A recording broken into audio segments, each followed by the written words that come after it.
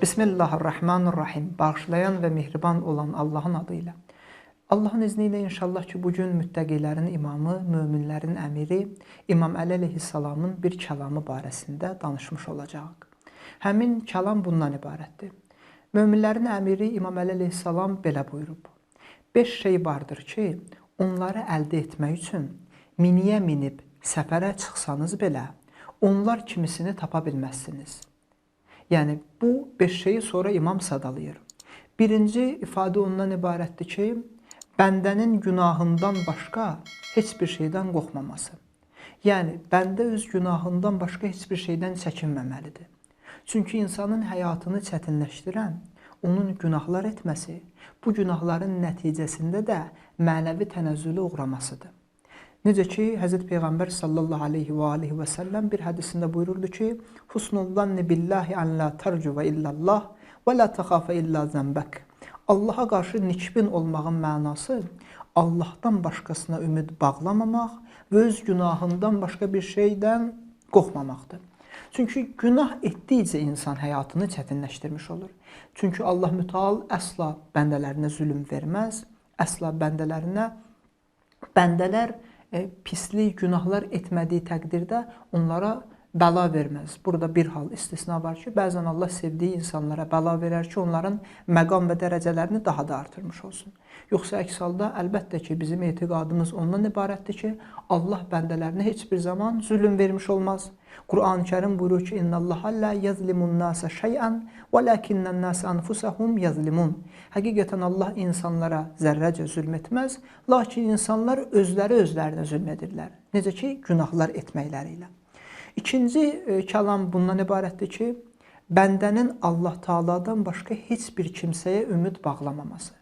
İnsan gərək Allahdan başqa heç bir şeyə ümid bağlamasın. Çünki Allahdan başqa nəyə ümid bağlamış olsa, həmin ümid bağladığı şey onu məyus etmiş olacaq. Allah buyurur ki, hətta günahlar etmiş olsanız belə, la taqnatu min rahmetillah. Allahın rəhmətindən ümidinizi üzməyin. Bizim mehriban bəndələrinə şəfqət və nəvazişlə yanaşan Allahımız var. Biz ona ümid bağlamalıyıq. Ondan başqa ümid bağlayacağımız kimsə yoxdur. Üçüncü imam sadalayır ki, cəhət bundan ibarətdir ki, bəndənin ondan bilmədiyi bir şey soruşulduqda bilmirəm deməkdən utanmaması. Yəni, bir insana dedikdə ki, məsələn, bir sual verildikdə, ola bilər ki, həmin şəxs onu bilməsin, gərək bilmirəm deməkdən çəkinməsin.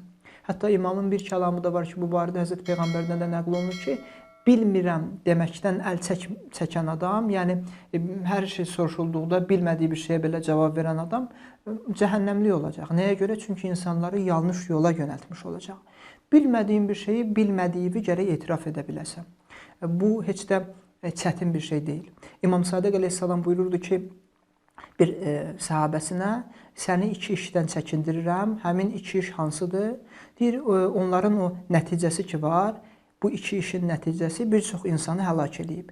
Birinci budur ki, mən səni bundan çəkindirirəm ki, sən batil və əsassız bir yolla dindarlıq etməkdən çəkin və bilmədiyin bir fikirlə xalqa fətva verməkdən çəkin. Yəni, bu 2 şeyi etmə. Bilmirsənsə de ki, bilmirəm.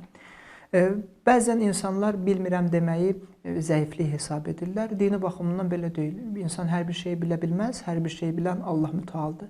Elə olduğu təqdirdə insan bilmədiyi bir şeyi də öyrənməyə çalışmalıdır.